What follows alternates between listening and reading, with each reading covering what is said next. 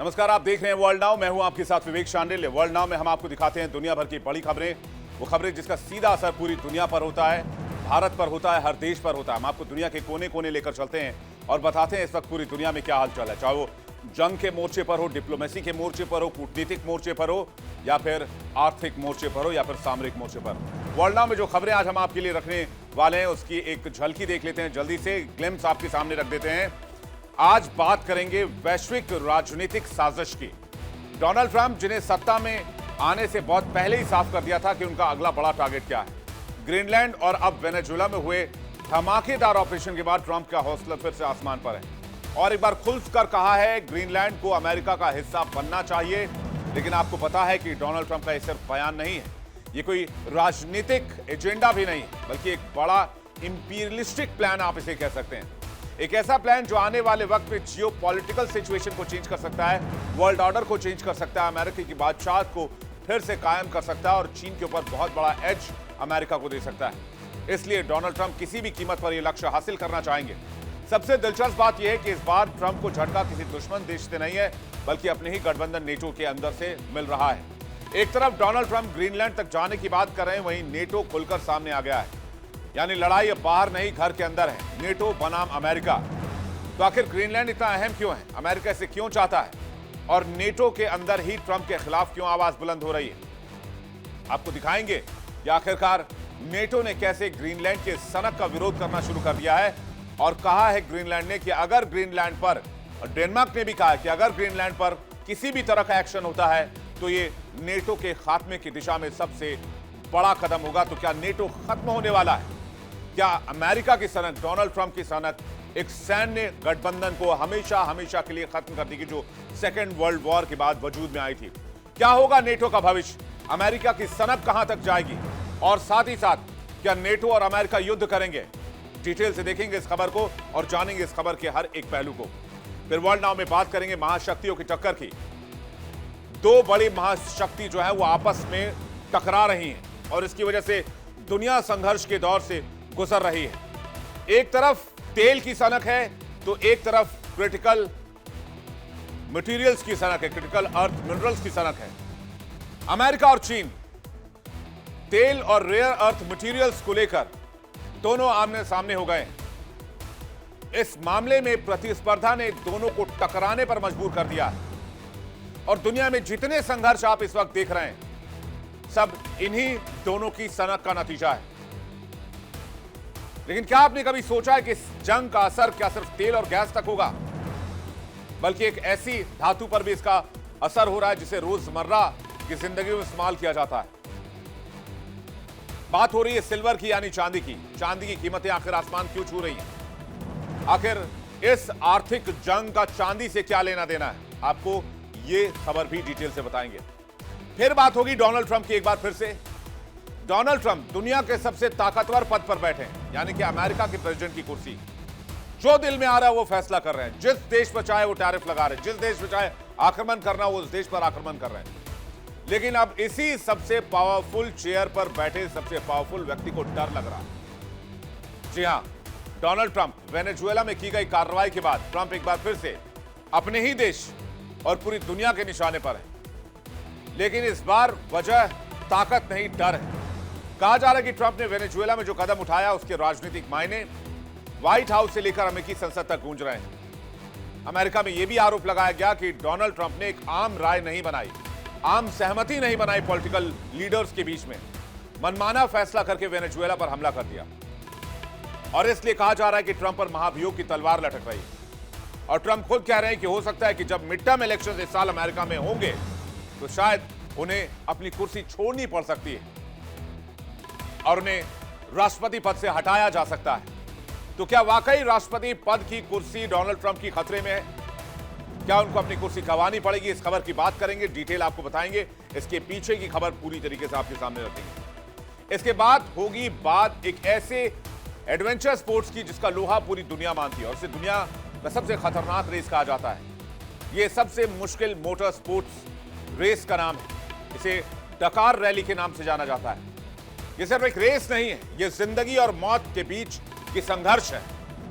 Sir पर दौड़ती बाजी, 12,000 किलोमीटर लंबा ट्रैक, जहां ट्रैक नहीं होते वहां दलदल होते हैं, रेगिस्तान होते हैं, ऊंची ऊंची पहाड़ियां होती हैं, दुर्गम रास्ते होते हैं और इन्हीं दुर्गम रास्तों से इंसानी हौसले टकराते हैं और जब इन दुर्गम रास्तों से इंसानी हौसले टकराते हैं तब डकार रैली में बनता है कोई विजेता। बताएंगे इस एडवेंचर स्पोर्ट्स की एक एक रोमांच से भरी कहानी वर्ल्ड नाउ की आखिरी स्टोरी में, तो बने रहिएगा हमारे साथ। आइए शुरुआत करते हैं और देखते हैं वर्ल्ड नाउ इन खबरों को डिटेल से। डोनाल्ड ट्रंप का साम्राज्यवाद एक बार फिर से एक नए टारगेट की तरफ बढ़ रहा है। नजर ग्रीनलैंड पर टिकी हुई है। एक बड़ा और रणनीतिक महत्वपूर्ण मायने रखता है ग्रीनलैंड, जो अमेरिका के लिए भू राजनीतिक सपनों का नया केंद्र बन गया। अगर आप वर्ल्ड नाउ लगातार देखते हैं तो हाल के कुछ दिनों में हमने आपको समझाया था कि ग्रीनलैंड स्ट्रेटेजिकली क्यों जरूरी है अमेरिका के लिए, अमेरिका को क्यों ग्रीनलैंड चाहिए। लेकिन यह भी आपको आज फिर से हम आपको बताएंगे, लेकिन इससे पहले हम आपको बताते हैं कि ग्रीनलैंड की चाहत कैसे नेटो को अमेरिका के खिलाफ खड़ी कर रही है। यूरोपीय देश मोर्चा खोल रहे हैं अमेरिका के खिलाफ। एक तरफ ट्रंप प्रशासन खुलकर कह रहा है कि वो ग्रीनलैंड को अमेरिका में मिलाना चाहते हैं। अगर ग्रीनलैंड बिकने के लिए तैयार है तो ग्रीनलैंड को बेच दिया जाए, वो ग्रीनलैंड खरीद लेंगे। लेकिन ग्रीनलैंड पर फौरन कब्जा चाहते हैं डोनाल्ड ट्रंप, चाहे जो भी हो, साम दाम दंड भेद जो भी करना पड़े। डोनाल्ड ट्रंप जिन्होंने अभी अभी वेनेजुएला के राष्ट्रपति को बेडरूम से अगवा किया, अब उनकी नजर ग्रीनलैंड पर है। डोनाल्ड ट्रंप ने सत्ता में आने से पहले साफ कर दिया था कि उनका अगला बड़ा टारगेट ग्रीनलैंड होगा। वेनेजुएला में धमाकेदार एक्शन के बाद ट्रंप के हौसले बुलंद हैं और वो खुलेआम कह रहे हैं कि ग्रीनलैंड को अमेरिका का हिस्सा होना चाहिए। ये दावे अमेरिका की उस सनक को दिखाते हैं जिसमें एक बड़ी इंपीरियलिस्टिक सोच नजर आती है। लेकिन चेतावनी इस बार किसी बाहरी दुनिया से नहीं, किसी रूस ने चेतावनी नहीं दी है, किसी चीन के किसी लीडर ने चेतावनी नहीं दी है। इस बार अमेरिका को वार्न किया है नेटो ने। जी हां, बिल्कुल सही समझ रहे हैं आप। अमेरिका के ग्रीनलैंड के सपने को साकार करने की कोशिशों को नेटो के अंदर से ही जोरदार झटका लगा है। नेटो के 8 ताकतवर देशों ने डोनाल्ड ट्रंप को साफ साफ कह दिया है कि ग्रीनलैंड को छुआ तो ठीक नहीं होगा, यह नेटो को खत्म करने जैसा होगा। सभी ने ऐलानिया कहा है कि ग्रीनलैंड अकेला नहीं है, नेटो उसके साथ खड़ा है और अगर ट्रंप ने ग्रीनलैंड पर आंख उठाई तो अंजाम बुरा होगा। तो नेटो क्या है पहले यह समझिए, उसके बाद पूरी खबर आपके सामने रखेंगे।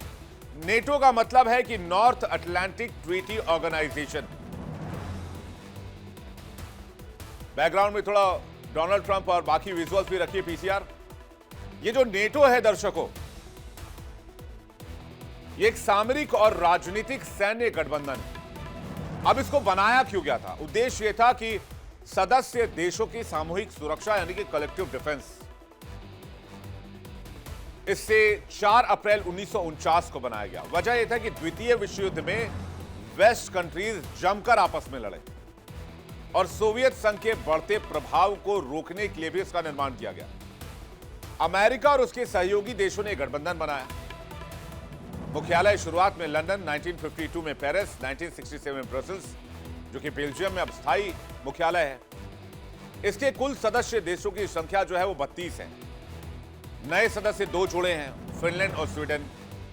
यूक्रेन ने पहले ही नेटो में घुसने को लेकर घमासान किया हुआ है, जिसे रशिया और यूक्रेन का वॉर हुआ। अब महत्व क्या है? महत्व यह है कि नेटो के जो 32 देश हैं, इन देशों की सुरक्षा सारे मुल्क आपस में मिलकर करते हैं। यानी 32 में से किसी भी एक देश को आपने छुआ तो ये 32 देश मिलकर आप पर हमला करेंगे। वैश्विक सामरिक संतुलन बनाए रखने में अहम भूमिका और वेस्ट को सेफगार्ड देना। दुनिया के किसी भी ताकत से वेस्ट को नुकसान ना हो, इंक्लूडिंग यूरोप और अमेरिका, इसके लिए नेटो बनाया गया। बाकी सब देश आपस में लड़ते रहे, हिंदुस्तान पाकिस्तान आपस में लड़े, हिंदुस्तान बांग्लादेश आपस में लड़े, चाइना ताइवान आपस में लड़े, नॉर्थ कोरिया साउथ कोरिया आपस में लड़े, कोई दिक्कत नहीं। अब इसका जो नेटो चार्टर का आर्टिकल 5 है, उसके हिसाब से कि किसी एक सदस्य देश पर हमला हुआ तो ये सभी देशों पर हमला माना जाएगा। सामूहिक सुरक्षा की नीति से आतंक और आक्रामक कार्रवाई पर रोक, सदस्य देशों के बीच सैन्य सहयोग और कोऑर्डिनेशन को और मजबूत करना, यह था मकसद नेटो का। अब आप इसे दुनिया की सबसे ताकतवर मिलिट्री ऑर्गेनाइजेशन भी कह सकते हैं, मिलिट्री अलायंस भी कह सकते हैं। लेकिन जो दुनिया की सबसे ताकतवर मिलिट्री ऑर्गेनाइजेशन थी, उसका वजूद खतरे में है, क्योंकि डोनाल्ड ट्रंप की नीतियां इसको हैमर कर रही हैं, इस पर हथौड़े बरसा रही हैं। वेनेजुएला के राष्ट्रपति निकोलस मादुरो की गिरफ्तारी के बाद ट्रंप ने ग्रीनलैंड सहित कई देशों पर मिलिट्री एक्शन करने के संकेत दिए हैं। यह खबर भी हमने आपको वर्ल्ड नाउ में दिखाई थी। कुल 5 देशों के नाम थे, जिसमें ग्रीनलैंड के अलावा कोलंबिया, क्यूबा, मैक्सिको और ईरान का नाम शामिल था। हालांकि डेनमार्क की बात पर, ग्रीनलैंड की बात पर डेनमार्क के पीएम मेटे फ्रेडरिक्सन ने आपत्ति जताई। उन्होंने डोनाल्ड ट्रंप को वार्न किया और कहा कि अगर अमेरिका ग्रीनलैंड पर अटैक करता है तो यह नेटो के अंत की शुरुआत होगी, मतलब नेटो का खात्मा हो जाएगा। डेनमार्क के पीएम ने साफ साफ शब्दों में कह दिया है कि ग्रीनलैंड डेनमार्क का हिस्सा है और डेनमार्क नेटो का मेंबर है। अगर नेटो को छुआ तो फिर नेटो चार्टर का आर्टिकल 5 एक्टिवेट होगा, जिसमें एक पर हमला सभी देशों पर हमला माना जाता है और सभी देश फिर उस देश पर हमला करते हैं जिसने इस हमले को अंजाम दिया है। तो क्या अमेरिका के खिलाफ नेटो जंग लड़ेगा? लग तो कुछ ऐसा ही रहा है, क्योंकि नेटो के सहयोगी देशों ने धमकी दी है कि अगर नेटो को छुआ तो फिर अमेरिका के लिए ठीक नहीं होगा। मेटे फ्रेडरिक्सन ने कहा है, जो कि डेनमार्क की पीएम है, कि अगर अपने सहयोगी देशों पर अमेरिका हमला करता है तो दूसरे विश्व युद्ध के बाद से चला आ रहा नेटो सिस्टम पूरी तरीके से बिखर जाएगा। आपको बताते हैं डेनमार्क के पीएम ने क्या कहा है, क्यों कहा है और कैसे नेटो सिस्टम पर सवाल उठाए। उन्होंने कहा कि दूसरे विश्व युद्ध के बाद दुनिया का शक्ति संतुलन बदल रहा, उसी दौर में नेटो का जन्म हुआ था और इस गठबंधन की रीढ़ माना जाता है आर्टिकल 5। आर्टिकल 5 एक सुरक्षा कवच है नेटो देशों के लिए। नेटो का सबसे बड़ा सिद्धांत है आर्टिकल 5, जिसमें कलेक्टिव डिफेंस की बात की जाती है, यानी एक पर हमला तो सब पर हमला। यह सिद्धांत नेटो की संधि के आर्टिकल 5 में दर्ज है। इसमें साफ लिखा है कि अगर किसी एक देश पर हमला सशस्त्र होता है तो बाकी सदस्य देश उसकी रक्षा के लिए आएंगे। यानी अगर ग्रीनलैंड पर हमला किया, डेनमार्क पर हमला किया, तो नेटो में शामिल सदस्य देश डेनमार्क की रक्षा के लिए, ग्रीनलैंड की रक्षा के लिए अमेरिका के खिलाफ मोर्चा खोलने को मजबूर हो जाएंगे। और अगर ऐसा नहीं किया तो फिर नेटो खत्म, फिर नेटो का कोई वजूद नहीं रह जाएगा। दिलचस्प बात यह है कि आर्टिकल 5 को अभी तक सिर्फ एक बार लागू किया गया है। कब? आइए जानते हैं। 11 सितंबर 2001 के बाद जो आतंकी हमला हुआ था न्यूयॉर्क में, आपको याद होगा, जहां वर्ल्ड ट्रेड सेंटर को निशाना बनाया गया था, वर्ल्ड ट्रेड टावर को, जो ट्विन टावर्स थे, उसके बाद इस आर्टिकल 5 को एक्टिवेट किया गया और नेटो के हर सदस्य की साझा ढाल बनाए, कलेक्टिव डिफेंस का सबसे बड़ा सिद्धांत बना। आपको याद होगा, जिसके बाद अफगानिस्तान में जो ऑपरेशन शुरू हुआ, उसमें 32 देशों के सैनिक जंग लड़ रहे थे अफगानिस्तान में अलकायदा के खिलाफ। वो आर्टिकल 5 की वजह से हुआ था। यानी अमेरिका के लिए नेटो के सभी देशों ने अपनी ताकत झोंक दी, सिर्फ ओसामा बिन लादेन को ढूंढ निकालने के लिए और अलकायदा को नस्तनाबूद करने के लिए। 11 सितंबर 2001 के अमेरिकी आतंकी हमले के बाद पूरी नेटो सेना ने अमेरिका का साथ दिया। आज रूस यूक्रेन युद्ध हो, बाल्टिक देशों की सुरक्षा या यूरोप की स्थिरता, आर्टिकल 5 दुनिया को एक बड़ा संदेश देता है। नेटो के साथ खिलवाड़ आसान नहीं होगा अमेरिका के लिए, बात भी क्लियर है, क्योंकि नेटो सिर्फ एक सैन्य संगठन नहीं, एक ऐसा सुरक्षा कवच है जो अपने हर सदस्य को एक ढाल प्रदान करता है। और इन्हीं हालातों को देखते हुए 7 नेटो देशों ने एक ऐतिहासिक बयान में ट्रंप को धमकी दी है। फ्रांस के राष्ट्रपति मैक्रोन ने, जर्मनी के चांसलर फ्रेडरिक मर्ज ने और ब्रिटेन के पीएम कीर स्टारमर समेत अन्य नेताओं ने ट्रंप को तगड़ा मैसेज दिया है और कहा है कि ग्रीनलैंड वहां के लोगों का है, न कि अमेरिका की बपौती है, और इसके भविष्य का फैसला सिर्फ डेनमार्क और ग्रीनलैंड के लोग ही करेंगे, अमेरिका नहीं करेगा।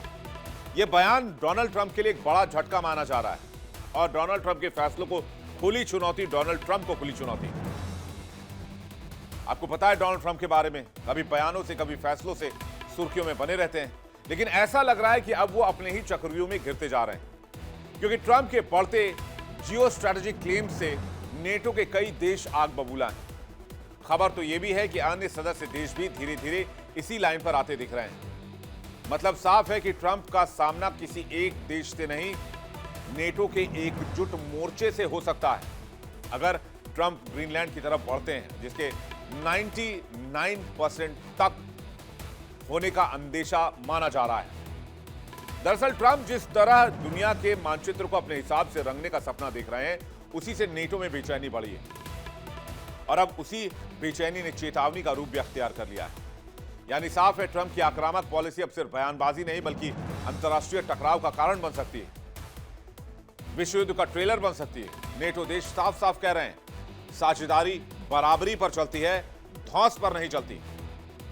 डोनाल्ड ट्रंप वो शख्स जो कभी दीवार बनाने के सपने देखा करते थे, तो कभी दुनिया को अपनी मुट्ठी में लेने का ख्वाब, नोबेल शांति पुरस्कार का ख्वाब, और अब ट्रंप का नया सपना है ग्रीनलैंड, दुनिया के सबसे बड़े द्वीपों पर कब्जा करने का। कहते हैं ये डील होनी चाहिए जैसे कोई प्रॉपर्टी खरीद रहे हो, क्योंकि ट्रंप के दिमाग में सत्ता का नक्शा बस मुनाफे से बनता है। ग्रीनलैंड का सपना क्यों देख रहे हैं डोनाल्ड ट्रंप? सबसे पहले तो ग्रीनलैंड की स्ट्रेटेजिक लोकेशन आप देखिए। एक तो बर्फ से ढका हुआ पूरा इलाका, आर्कटिक क्षेत्र में आने वाला इलाका, और आर्कटिक के बीचों बीच अमेरिका, यूरोप और रूस के बीच में, सेंटर में super hot geo strategic point. Arctic control की चाबी है ग्रीनलैंड। ग्रीनलैंड पर पकड़ मतलब आर्कटिक समुद्री रास्तों पर, एयर स्पेस पर सीधा कंट्रोल। नई शिपिंग रूट्स का ताला एकदम से खुल जाएगा। बर्फ पिघलने से शॉर्टकट ट्रेड रूट्स खुल जाएंगे। ग्लोबल ट्रेड का यह गेम चेंजर रूट माना जाता है। ग्रीनलैंड में दुर्लभ खजानों का भी एक बहुत बड़ा भंडार है। दुर्लभ खनिज की, जिसको आप रेयर अर्थ एलिमेंट या मटेरियल के नाम से जानते हैं, जिसमें यूरेनियम है, तेल है, गैस है, जो भविष्य की टेक और एनर्जी की रीढ़ माने जा रहे हैं। दुनिया के 13% का तेल और 30% गैस इस आर्कटिक रीजन में मौजूद है। इसके अलावा ग्रीनलैंड में कोयला बहुत प्रचुर मात्रा में पाया जाता है, लोहा बहुत प्रचुर मात्रा में पाया जाता है, तांबा बहुत प्रचुर मात्रा में, जिंक यहां पर बहुत है। और रेयर एलिमेंट्स की अगर आप बात करेंगे, रेयर अर्थ मटेरियल्स की बात करेंगे, तो नियोडिमियम बहुत पाया जाता है, प्रासियोडिमियम बहुत पाया जाता है, डिस्प्रोसियम पाया जाता है, टर्बियम पाया जाता है। यूरेनियम और उसके बाय प्रोडक्ट्स की भी भारी मौजूदगी है।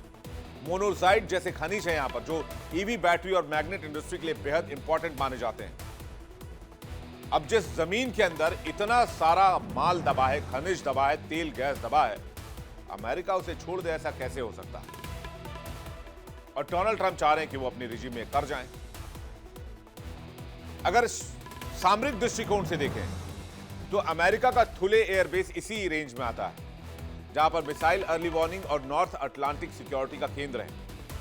क्लाइमेट रिसर्च की सबसे बड़ी लैब है ग्रीनलैंड में। ग्रीनलैंड की बर्फ पिघलना समुद्र स्तर और ग्लोबल क्लाइमेट पर सीधा असर डालती है, इसलिए यहां स्टडी बहुत होते हैं। और सबसे अंत में महाशक्तियों की टक्कर का मैदान है।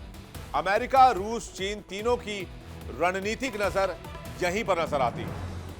डोनाल्ड ट्रंप की विदेश नीति पूरी दुनिया के लिए चिंता का सबब बन चुकी है। वेनेजुएला में घुसपैठ के बाद उनकी हड़बड़ी अब ग्रीनलैंड तक पहुंच गई है। कोई दुश्मन तो कोई दोस्त। ट्रंप के लिए सिर्फ एक ही मापदंड है, मेरा फायदा, मेरा कब्जा, मेरा डॉलर, मेरा पैसा। वेनेजुएला में हाथ साफ करने के बाद ट्रंप ने ग्रीनलैंड को अपनी अगली जीत बनाने की ठानी है, लेकिन वहां के प्रधानमंत्री ने साफ शब्दों में चेतावनी दी है कि अगर ग्रीनलैंड ने दखल बढ़ाया तो ये नाटो के खत्म होने की शुरुआत हुई। यानी ट्रंप अपनी चाल में फंस गए। जो ट्रंप बहुत होशियार बन रहे थे, बहुत आगे आगे चल रहे थे, ऐसा लग रहा है कि वो अपने बुने जाल में घिरते जा रहे हैं। ट्रंप की इस हरकत ने न सिर्फ क्षेत्रीय स्थिरता को खतरे में डाल दिया है, बल्कि अमेरिका के पुराने सहयोगियों के दिलों में भी दरारें पैदा कर दी हैं, जैसा कि नेटो वाली खबर मैंने आपको भी बताई। ग्रीनलैंड के इस रणनीतिक द्वीप पर कब्जा करने का प्रयास ट्रंप के विस्तारवादी और दबंग रवैये का साफ प्रमाण है। लेकिन आखिर कब तक इसकी लक्ष्मण रेखा क्या होगी? दुनिया के क्लोज सहयोगियों के बीच दरारें दिखने लगी हैं। नेटो अमेरिका पर सवाल उठा रहा है।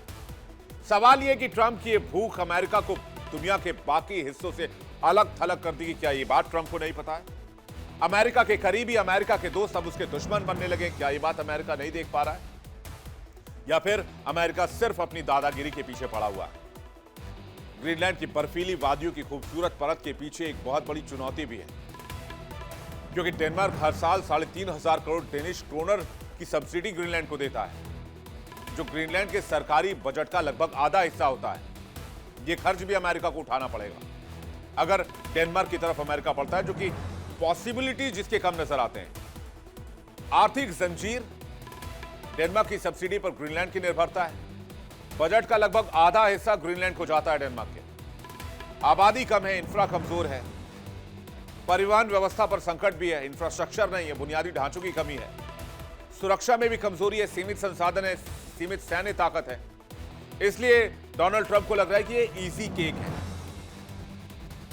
ग्रीनलैंड में आम आदमी की जिंदगी डेनमार्क की आर्थिक नीतियों से प्रभावित होती है। इसलिए डेनमार्क खड़ा है कि हमने जिस देश को संवारा, संजोया, पैसे दिए, सब्सिडी दी, वहां अमेरिका घुसपैठ कैसे कर सकता है। आपको बता दें कि ग्रीनलैंड का असली मालिक कौन है। ग्रीनलैंड डेनमार्क के तहत एक सेल्फ गवर्निंग क्षेत्र है। इसका मतलब यह है कि अपनी राजनीति, अपने कानून खुद बनाता है।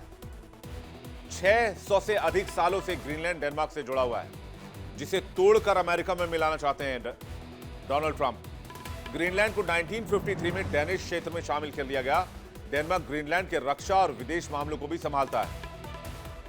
डोनाल्ड ट्रंप क्या प्रस्ताव दे रहे हैं? 2019 में कहा ग्रीनलैंड खरीद लेंगे, डेनमार्क इसे बेच दे।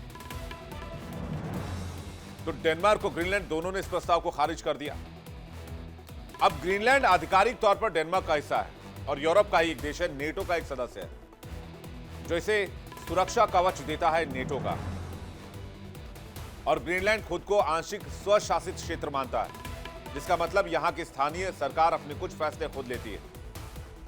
लेकिन अमेरिका चुपचाप डेनमार्क में नेटवर्क फैलाता रहा है, कभी रिसर्च का नाम, कभी सिक्योरिटी का बहाना, लेकिन असली एजेंडा कि डेनमार्क को कैसे कंट्रोल किया जाए। और ग्रीनलैंड को मिलिट्री पावर हब बना चुका है अमेरिका। अमेरिका की राष्ट्रपति डोनाल्ड ट्रंप अगर कह रहे हैं कि हम जब चाहें ग्रीनलैंड को मिला सकते हैं, तो ये बात हवाई नहीं है। अमेरिका की पूरी तैयारी है, 110%। और अमेरिका जानता है जो आर्कटिक को कंट्रोल करेगा वो दुनिया को कंट्रोल करेगा, वही दुनिया की अगली ट्रेड पावर पॉलिटिक्स को तय करेगा। लेकिन ट्रंप के मंसूबों पर पानी फिर सकता है, क्योंकि 7 नेटो देश एक साथ ट्रंप को ललकार रहे हैं।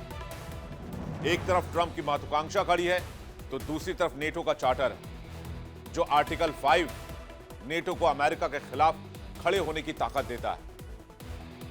तो क्या डोनाल्ड ट्रंप ग्रीनलैंड तक जाएंगे?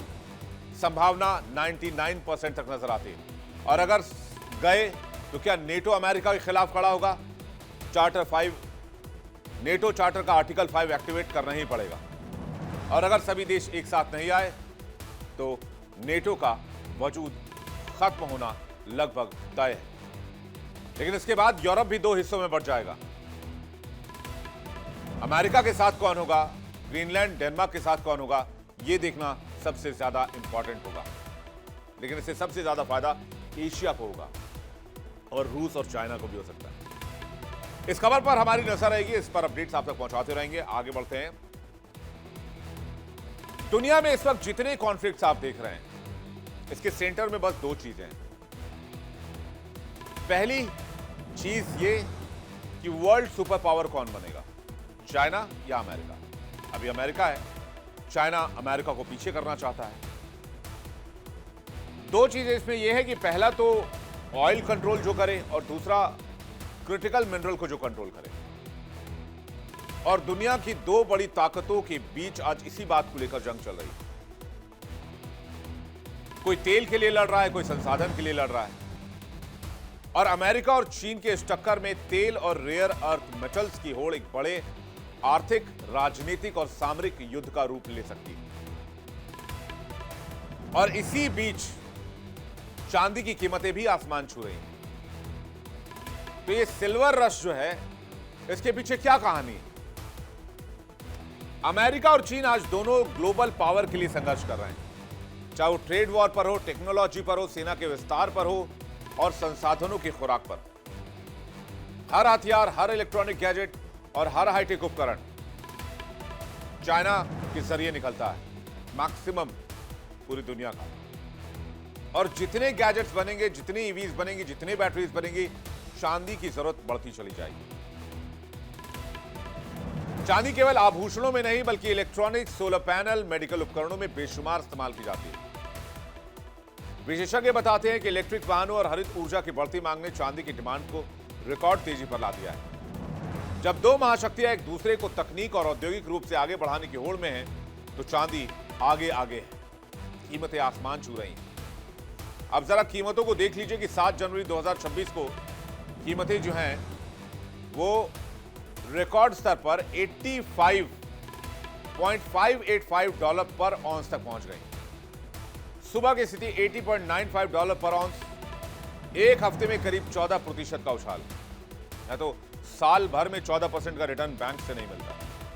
खैर, घरेलू बाजार में कीमत 999 MCX शुद्धता वाली चांदी खरीदेंगे तो 2,57,211 रुपए प्रति kilo.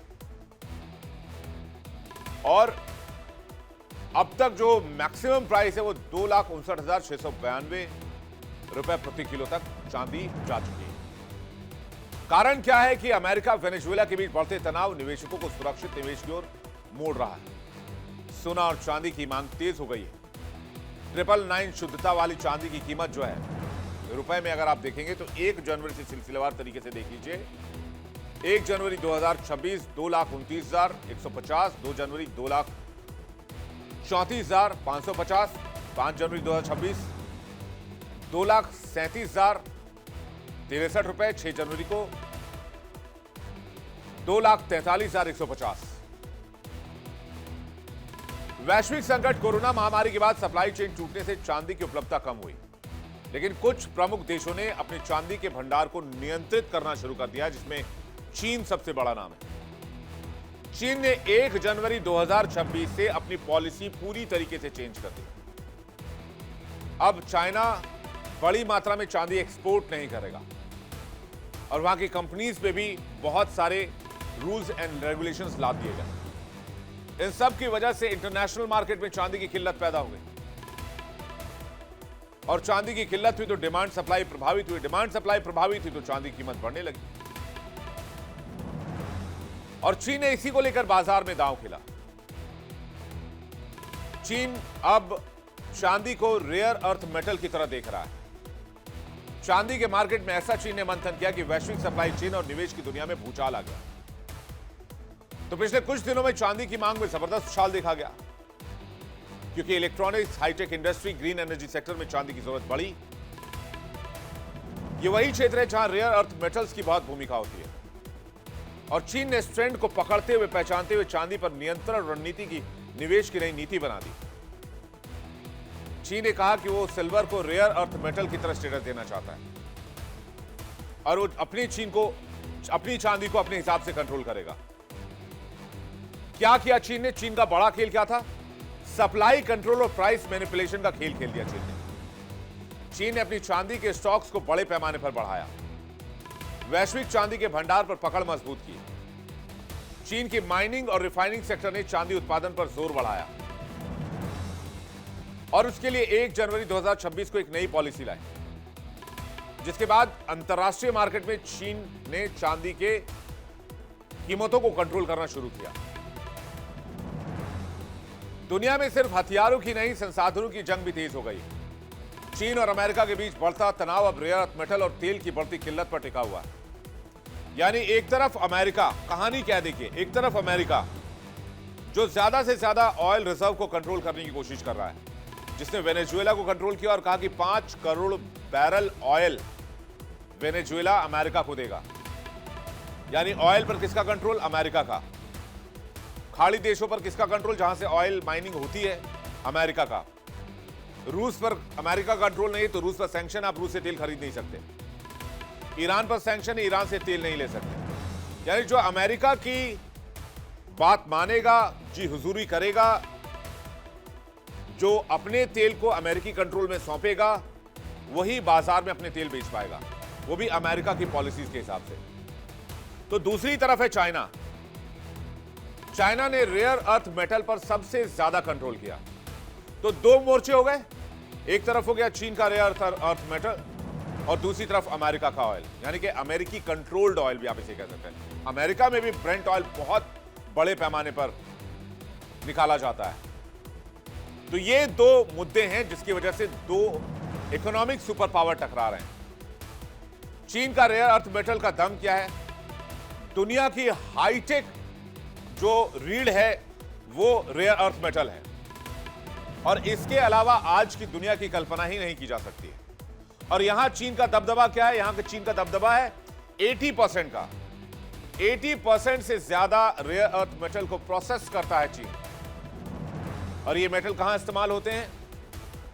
Smartphone, electric car, aerospace, high tech हथियार, मिसाइल, टैंक, जितनी भी चीजें आप नाम ले लीजिए आज की तारीख में। चीन ने अपनी सप्लाई चेन को भी बहुत पुख्ता कर लिया है, जिससे कि पूरी दुनिया, खासकर अमेरिका और यूरोप पर दबाव बढ़ रहा है। और ये चीन को रणनीतिक पावर दे रहा है और वैश्विक दबाव बनाने के लिए एक बड़ा हथियार बन रहा है। तो अमेरिका क्या कर रहा है? अमेरिका तेल पर कंट्रोल बढ़ा रहा है, यानी तेल को काउंटर कर रहा है। दुनिया का सबसे बड़ा तेल उत्पादक वेनेजुएला। अमेरिका ने कहा कि वेनेजुएला से हमें खतरा है और अमेरिका घुस गया वेनेजुएला में। अब अमेरिका के पास दुनिया का सबसे बड़ा ऑयल रिजर्व हो गया। अब तेल को आज के दौर में एनर्जी के लिहाज से देखा जाए तो 80% ऑयल बेस्ड एनर्जी पूरी दुनिया में यूज होती है। किसी भी देश के लिए उसका बैकबोन ऑयल ही है। भारत भी अपने देश में एनर्जी के लिए ऑयल पर डिपेंड करता है, और इसलिए हम दुनिया भर से ऑयल खरीदने को मजबूर होते हैं। अब अमेरिका ने इसे राष्ट्रीय सुरक्षा का हिस्सा बना लिया। वेनेजुएला, मिडिल ईस्ट और आर्कटिक जैसे क्षेत्रों में तेल भंडारों पर अमेरिका का कंट्रोल है। तेल नियंत्रण अमेरिका को वैश्विक सैन्य और आर्थिक पावर बनाए रखने में मदद कर रहा है, और डॉलर का दबदबा भी कायम कर रहा है, क्योंकि सारे ट्रेड डॉलर में हो रहे हैं। और इन दोनों संसाधनों पर युद्ध का दांव नजर आता है। चीन के रेयर अर्थ मेटल सप्लाई की रोक या सीमित होने से अमेरिकी हाईटेक उद्योग ठप पड़ सकता है। अमेरिका का तेल कंट्रोल चीन की सैन्य और आर्थिक मशीनरी की रफ्तार को धीमा कर सकता है। बीच का रास्ता क्या है? दोनों देश वैश्विक गठबंधन और सैन्य तैनाती के जरिए अपनी अपनी सप्लाई चेन मजबूत करने में लगे हुए हैं, और इस टकराव का असर पूरी दुनिया पर हो रहा है। चीन का रेयर अर्थ मेटल और अमेरिका का तेल, ये दोनों संसाधन सिर्फ जरूरत नहीं बल्कि टकराव की मुख्य वजह बन गए हैं। इस खेल में कौन बाजी मारेगा, ये तय करेगा आने वाला दशक, जिससे वैश्विक राजनीति, जियो स्ट्रेटेजिक पॉलिटिक्स और वर्ल्ड ऑर्डर सब कुछ चेंज हो सकता है। अगर आप देखें तो चांदी भी इस मामले में बहुत बड़ी भूमिका निभा रहा है। आने वाले सालों में चांदी की मांग में जबरदस्त धमाका होगा, खास करके इलेक्ट्रॉनिक्स, सोलर पैनल और ग्रीन टेक्नोलॉजी में। यह धातु अब सिर्फ आभूषण या निवेश का साधन नहीं है, बल्कि रणनीतिक संसाधन बन चुका है। और इसलिए चांदी की कीमतें बढ़ रही हैं, क्योंकि चीन ने अपने सिल्वर एक्सपोर्ट को कंट्रोल कर दिया है। चीन ने सिल्वर एक्सपोर्ट करना एक तरह से बंद कर दिया है, अगर आप इसे आसान भाषा में समझना चाहते हैं तो। वर्ल्ड सिल्वर सर्वे 2025 के मुताबिक हर साल दुनिया में करीब 820 मिलियन ऑन्स से ज्यादा चांदी का उत्पादन किया जाता है। इस उत्पादन में कुछ चुनिंदा देश सबसे बड़ा योगदान देते हैं। दुनिया के इन देशों के पास चांदी का सबसे बड़ा भंडार है। मैक्सिको 202.2 मिलियन आउंस, जिस पर कब्जे की बात डोनाल्ड ट्रंप कह रहे हैं। डॉट्स कनेक्ट कीजिए आप। मैक्सिको की बात ट्रंप ने की अभी हाल फिलहाल में, आपको पता है।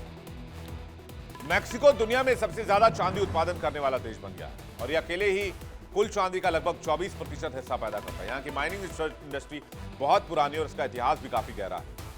देश में बड़े पैमाने पर काम करने वाली खदानें जैसे कि फ्रेंसलियो और इसके अलावा एक और कंपनी है जो चांदी के उत्पादन में सबसे आगे है। साल 2025 में भी मैक्सिको अपनी मजबूत खनन क्षमता के दर पर ग्लोबल सिल्वर मार्केट में नंबर 1 की पोजीशन बनाए हुए है। मैक्सिको के स्थानीय बाजार और ज्वेलरी स्टोर्स में शुद्ध चांदी के सिक्के, ज्वेलरी और निवेश ग्रेड बार आसानी से मिल जाते हैं। इसके बाद बारी किसकी आती है? इसके बाद बारी आती है चाइना की। 109.3 मिलियन आउंस, लगभग 13% दुनिया भर का जो सिल्वर है वो चाइना देता है। दूसरे नंबर पर है। चीन में अधिकतर चांदी बड़ी धातु खदानों से बाय प्रोडक्ट के रूप में निकलती है, यानी जब अन्य धातुएं जैसे कि कॉपर या जिंक निकाली जाती है तो चांदी भी उसी के साथ मिलती है। चीन न सिर्फ चांदी का बड़ा उत्पादक देश है बल्कि इसे इस्तेमाल और रिफाइन करने वाला भी एक बड़ा देश है। और चीन चांदी का इस्तेमाल इलेक्ट्रॉनिक्स, रिन्यूएबल एनर्जी जैसे बड़े क्षेत्रों में करता है। चीन के बैंकों, ऑनलाइन प्लेटफॉर्म, ट्रेडिशनल बाजारों में चांदी के सिक्के और सजावटी चीजें भी आसानी से मिल जाती हैं। लेकिन चीन ने जो वैश्विक हिस्सेदारी थी उसको बिल्कुल खत्म कर दिया है, ना के बराबर कर दिया है, जिससे कि चांदी की किल्लत और होने लगी। इसके बाद नंबर आता है पेरू का, जहां 107.1 मिलियन आउंस, पेरू तीसरे नंबर पर है। साल 2025 में इस देश ने करीब 107 मिलियन आउंस चांदी पैदा किया। यहीं की मशहूर खदानें जैसे कि एंटामिना चांदी के उत्पादन के लिए जानी जाती हैं। यही वजह है कि पेरू को दुनिया के सबसे संपन्न और चांदी से भरपूर देशों में गिना जाता है। और जो चांदी को कंट्रोल करेगा उसके हाथ बहुत चीजें आ जाएंगी, बहुत हद तक वो इंटरनेशनल मार्केट को रेयर अर्थ मेटल्स के मामले में कंट्रोल करेगा। अभी खबर है कि सैमसंग ने एक ऐसी ईवी डिजाइन की है जो सिर्फ 19 मिनट में फुल चार्ज होती है, जो कार के लिए इस्तेमाल की जाएगी। और इसको तैयार करने में लगभग 1 किलो चांदी का इस्तेमाल होगा। तो आप अंदाजा लगाइए कि चांदी किस रफ्तार से आगे बढ़ने वाला है। चांदी के इस बदलते स्वरूप से निपटने के लिए भारत को अपनी माइनिंग पॉलिसी ही ठीक करनी होगी, क्योंकि हम चांदी के लेवल पर कहां खड़े हैं ये भी देखना होगा। वरना चीन के इस खेल में कहीं फंस गए तो न सिर्फ महंगी चांदी मिलेगी बल्कि टेक्नोलॉजी और ग्रीन एनर्जी सेक्टर में भी भारत पिछड़ सकता है। यानी चांदी अब वो मटेरियल बन चुका है जो वर्ल्ड ऑर्डर को तय कर रहा है। इस पर हमारी नजर आएगी। आगे बढ़ते हैं, एक और खबर की तरफ रुख करते हैं। वर्ल्ड नाउ में बात डोनाल्ड ट्रंप के डर की। दुनिया के सबसे ताकतवर पद पर बैठा हुआ व्यक्ति जो अपनी कुर्सी गंवाने के डर में जी रहा है। वेनेजुएला में की गई कार्रवाई के बाद एक बार फिर देश और दुनिया में अमेरिका सुर्खियों में है, ट्रंप सुर्खियों में है। लेकिन इस बार एक ऐसी खबर अमेरिका से आई है जिसकी वजह वेनेजुएला की कार्रवाई नहीं है बल्कि अमेरिकी राष्ट्रपति का डर है। डर महाभियोग का, राष्ट्रपति की कुर्सी छिन जाने का, और डर राजनीतिक खेल बिगड़ जाने का। डोनाल्ड ट्रंप इस वक्त अमेरिका फर्स्ट के नाम पर ऐसे ऐसे फैसले ले रहे हैं जो फैसले उनके देश में ही पसंद नहीं किए जा रहे हैं। पूरा विपक्ष इंक्लूडिंग उनके पार्टी के रिपब्लिकन लीडर भी उनके खिलाफ खड़े हो गए और उनके घर के भीतर से ही उनको विदा करने की मांग हो रही है। वेनेजुएला में कार्रवाई को लेकर विरोध की आवाज तेज हो गई है और इसी विरोध के बीच ट्रंप ने खुद स्वीकार किया है कि उन्हें चिंता सता रही है कि उनकी कुर्सी जा सकती है। ट्रंप को किस बात का डर है? दरअसल ट्रंप को नेटो के 7 देशों ने चेतावनी दे दी है। यह चेतावनी अमेरिका के लिए है। यूएनएससी में रूस, चीन ने अमेरिका को खरी खोटी सुनाई है। अमेरिकी कांग्रेस के सदस्य ने सैन्य कार्रवाई को अनधिकृत बताया। क्या ट्रंप पर इंपीचमेंट का साया फिर से लौट आया है? और यहां तक कि डोनाल्ड ट्रंप ने भारत से भी अपने रिश्ते खराब कर दिए। इस बात को लेकर भी अमेरिका में नाराजगी है। तो इस साल अमेरिका में होने वाला है मिड टर्म इलेक्शन और इसी इलेक्शन को लेकर डोनाल्ड ट्रंप परेशान है, डर में है। क्या होगा अगर कांग्रेस का कंट्रोल विपक्ष के हाथों में चला गया? क्योंकि अगर ऐसा हुआ तो ट्रंप के खिलाफ इंपीचमेंट यानी कि महाभियोग की तलवार सीधे व्हाइट हाउस के दरवाजे पर लटकेगी। जानते हैं उनके हर विवादित फैसले की फाइल विपक्ष की मेज पर रखी हुई। ट्रंप को यह पता है, इमिग्रेशन से लेकर टैक्स कोड तक, विदेश नीति से लेकर रूस कनेक्शन तक, और अब वेनेजुएला का अटैक, भारत के साथ बिगड़ते हुए रिश्ते, पाकिस्तान के साथ यारी। अगर सत्ता संतुलन बदल गया तो इनके खिलाफ हर मामला खोला जाएगा और ट्रंप पहली बार इस खतरे को खुद स्वीकार कर रहे हैं। यानी मिड टर्म के चुनाव में चली जाएगी ट्रंप सरकार। क्या यह सही है? आइए इसको देखते हैं। अमेरिका में राष्ट्रपति के 4 साल के कार्यकाल के बीच चुनाव होते हैं।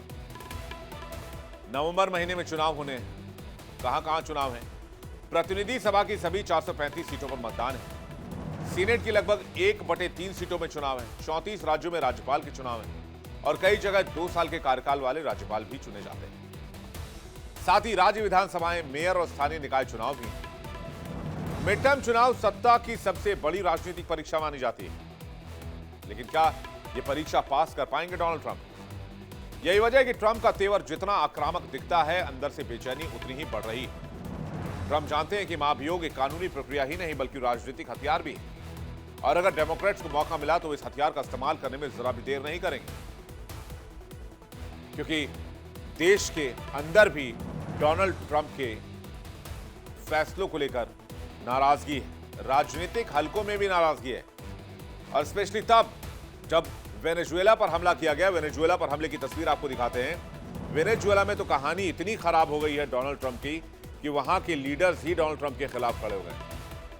उनका कहना है कि हमसे कोई आमराय नहीं बनाई गई, वहां की जो कांग्रेस और सीनेट है उनको साथ में नहीं लिया गया और हमला कर दिया गया। जरा फुल स्क्रीन तस्वीर आप देखिए कि वेनेजुएला पर किस तरह से अमेरिका ने कहर बरपाया।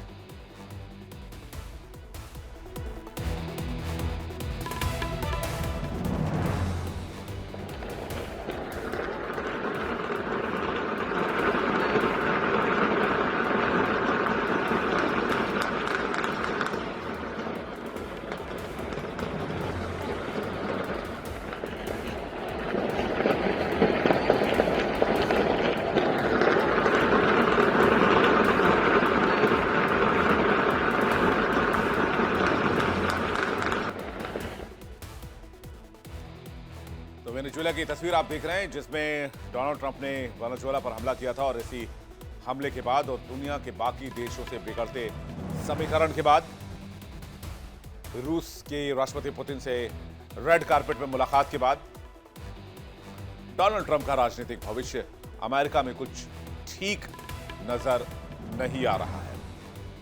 चलिए आगे बढ़ते हैं और आपको दिखाते हैं वर्ल्ड नाउ में आज बेहद इंटरेस्टिंग स्टोरी। एडवेंचर स्पोर्ट्स को अगर आप पसंद करते हैं, बाइक्स कार्स की दुनिया पसंद है, तो ये स्टोरी आपके लिए है। इनमें से आप में से कई लोग होंगे जो इस स्पोर्ट्स को जानते होंगे, जिसे डकार रैली के नाम से जाना जाता है। तस्वीरें आपको दिखाते हैं दुनिया की सबसे खतरनाक रेस और सबसे मुश्किल मोटर स्पोर्ट्स रेस, नाम है डकार रैली। अब आप सोच रहे होंगे कि डकार रैली में कितनी लंबी रेस होती होगी, 100 किलोमीटर, 200 किलोमीटर, 500 किलोमीटर। इस रेस में ट्रैक डिफाइन नहीं होती है, इस रेस में ट्रैक डिफाइन नहीं होती है, और ये रेस 10 से 12,000 किलोमीटर की होती है। और रोजाना बाइक ड्राइवर, कार ड्राइवर 800 से 1000 किलोमीटर तक गाड़ियां ड्राइव करते हैं। क्या आप इस बात पर यकीन करेंगे? यह एक ऐसी स्थिति है जहां पर अच्छे अच्छे प्लेयर्स के होश उड़ जाते हैं, कई बार तो जान भी चली जाती है। अब जो ड्राइव टेरेन होता है, यानी कि जो ट्रैक होता है जहां रेस करनी है आपको, वहां पर कोई क्लियर रास्ता नहीं है कि सड़क है, आपने रेस कर ली, ट्रैक बना हुआ, आपने रेस कर लिया। आपके लिए वहां पर रेगिस्तान है, पहाड़ है, पत्थर है, तूफान है और मौत से मुकाबला है। एक से एक मॉडिफाइड गाड़ियां, हजारों किलोमीटर का सफर और मंजिल एक फिनिश लाइन। तो क्या है डकार रैली और क्यों है इतना खास, ये बताएंगे, लेकिन उससे पहले आपको एक इंफॉर्मेशन भी ऐड कर देते हैं। भारतीय मोटर स्पोर्ट्स के लिए डकार रैली 2026 में भारत के दिग्गज रेसर संजय टकाले ने दुनिया की सबसे कठिन मानी जाने वाली इस रैली में इतिहास रच दिया है। वो डकार रैली की कार कैटेगरी 4 व्हीलर स्टेज में जीतने वाले पहले भारतीय ड्राइवर बन गए। उन्होंने डकार क्लासिक ग्रुप H3 में पहला स्थान हासिल किया है। संजय टकले डकार रैली के पहले दिन कार कैटेगरी में पोडियम टॉप 3 में जगह पर खड़े होने वाले पहले भारतीय बन गए। आपको बता दें कि डकार संजय टकले दूसरी बार इस प्रतियोगिता में हिस्सा लेने के लिए पहुंचे हैं। संजय टकले भारत के दिग्गज रैली ड्राइवर हैं। इनकी उम्र 56 साल है। 75 साल से ज्यादा, माफ कीजिएगा, 75 से ज्यादा राष्ट्रीय और अंतर्राष्ट्रीय रेस जीत चुके हैं। 2013 में एशिया पैसिफिक रैली चैंपियनशिप जीती। एपीआरसी खिताब जीतने वाले चुनिंदा भारतीय ड्राइवर्स में से एक है। उनकी जीत से भारतीय मोटर स्पोर्ट्स को एक वैश्विक पहचान भी मिली है। संजय टकाले अपनी टोयोटा HDJ100 गाड़ी नंबर 722 चला रहे थे। संजय टकाले के साथ उनके फ्रांसीसी को ड्राइवर मैक्सिम राउडे थे। दोनों ने H3 ग्रुप में अपना दबदबा कायम रखा संजय ने 265 अंकों के साथ स्टेज में पहला स्थान हासिल किया। दूसरे नंबर पर आने वाले स्पेन के जोस सोले को 348 अंक और तीसरे नंबर पर आने वाले राउल मोटिज को 414 अंक हासिल हुए। संजय ने इस बड़ी जीत से ठीक पहले प्रोलॉग की भी जो शुरुआती राउंड होती है उसको जीत लिया था, जिसकी वजह से उन्हें स्टेज 1 में सबसे आगे से शुरुआत करने का फायदा मिला। अब आते हैं डकार रैली पर, जिसकी चर्चा सोशल मीडिया पर इस समय जबरदस्त है। डकार रैली दुनिया की सबसे खतरनाक ऑफ रोड रेस मानी जाती है। इसमें ट्रैक नहीं होता, जैसे कि मैंने आपको बताया। इसमें रेगिस्तान होते हैं, पथरीले पहाड़ होते हैं, दलदल होते हैं, कठिन ट्रैक्स होती हैं। कई बार पहाड़ों को पार करना होता है, कई बार गाड़ियां रेगिस्तान में फंस जाती, कई बार ड्राइवर रास्ता भटक जाते हैं। कार, बाइक, ट्रक, क्वाड, कई कैटेगरी में मुकाबला होता है। इसमें speed plus adventure plus extreme environment इंसानी हौसले को टेस्ट करती है, इंसान की काबिलियत की परीक्षा लेती है, इंसान के साहस को चुनौती देती है। एक इंसान किस लिमिट तक जा सकता है, खुद को कितना पुश कर सकता है, सब कुछ टेस्ट होता है इस रेस में। लगातार कई दिनों तक ये रेस जारी रहती है। इसमें नेविगेशन और सर्वाइवल सबसे बड़ी चुनौती है। अगर आप रूट से भटके तो आप रेस से बाहर हो जाएंगे और आप हो सकता है भटकते हुए कहीं दूर ऐसी जगह में निकल जाएं जहां कई दिनों तक आपके लिए मदद ना पहुंच पाए। कई जगह तो जीपीएस लोकेशंस काम करना बंद कर देती हैं और ऐसे कंडीशंस में सरवाइव करना सबसे बड़ी चुनौती होती है। दुर्घटनाओं का जोखिम बहुत होता है, कई लोगों की जान चली गई है, इसलिए इसे हाई रिस्क रेस कहा जाता है। दुनिया के टॉप राइडर्स और ड्राइवर्स इसमें हिस्सा लेते हैं। डकार रैली यानी कि एडवेंचर, स्पीड और सर्वाइवल का सबसे बड़ा इम्तिहान और इंसानी हौसले की चरम सीमा। यह कोई आम रेस नहीं है। हजारों किलोमीटर के रेगिस्तानी रास्तों पर, जहां रास्ते नहीं बस हर कदम पर खतरे होते हैं। इसमें कार, बाइक, ट्रक, बग्गी, क्वाड बाइक, हर तरह के वाहन उतारे जा सकते हैं। ड्राइवर ही नहीं, नेविगेटर भी जान जोखिम में डालता है, क्योंकि यहां जीपीएस नहीं और बगैर जीपीएस के नेविगेट कर पाना कितना मुश्किल है। यहां आपको पेपर रूट बुक का इस्तेमाल करना पड़ता है। डकार रैली का इतिहास क्या है, जरा जल्दी से ये भी देखते हैं। कब से इसकी शुरुआत हुई? 1978 में दुनिया के सबसे खतरनाक रैली की शुरुआत हुई। रूट था पेरिस से डकार सेनेगल तक, यानी कि फ्रांस से चलना था और डकार तक पहुंचना था, सेनेगल तक। इसलिए इस रेस का नाम पड़ गया पेरिस डकार रैली। हालांकि 2009 आते आते इसके लोकेशन को चेंज कर दिया गया। सुरक्षा कारणों से रैली शिफ्ट की गई। Argentina, Chile, Peru, South America और 2020 से अब तक सऊदी अरब ही स्थायी मैदान हो गया है, जहां रेगिस्तान है, रेत के टीले हैं और बेहद कठिन रास्ते हैं, जो इस रेस को और भी खतरनाक बनाते हैं। 2025 के डकार रैली में कौन कौन शामिल हुआ, यह भी जरा देख लीजिए। 580 से 807 प्रतिभागी अलग अलग कैटेगरी में आए। 52 से 69 देशों से इस रेस में एंट्री हुई। इसकी शुरुआत 3 जनवरी से हुई है और 17 जनवरी को यानबू में फिनाले होगा। इस बार 69 देशों से 800 से ज्यादा प्रतिभागी आए हैं और 431 से ज्यादा गाड़ियां शामिल हुई हैं। हर दिन तकरीबन 300 से 500 किलोमीटर की ड्राइव होती है। कभी कभी तो 15 घंटे तक लगातार रेस होती है और इस दरमियान ट्रैक की वजह से, जो रेगिस्तानी ट्रैक आप देख रहे हैं, जरा फुल स्क्रीन आपको दिखाते हैं, कई बार रेत में गाड़ियां धंस जाती हैं और वहां से उन गाड़ियों को निकालना बहुत मुश्किल होता है।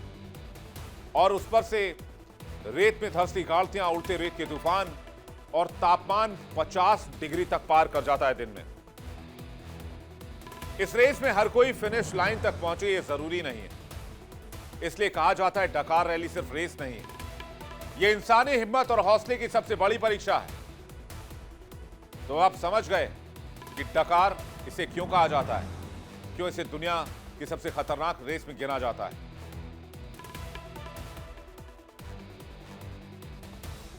उम्मीद है आपको डकार रैली के बारे में जानकर मजा आया होगा।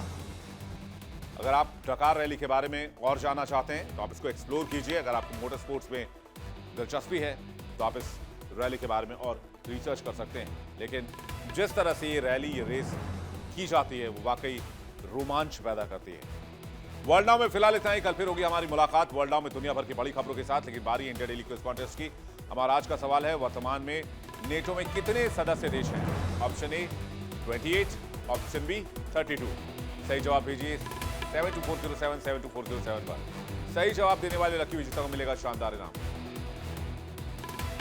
और अब बताते हैं कल के विनर का नाम। कल के विनर है गंगानगर राजस्थान से कालूराम। आपको बहुत बहुत बधाई। जल्दी आपको दिया जाएगा एक शानदार तोहफा इंडिया डेली की तरफ से। इंडिया डेली अब आपकी स्मार्ट टीवी पर भी मौजूद है। इंडिया डेली 24/7 देखिए अपने स्मार्ट टीवी पर लाइव और लगातार।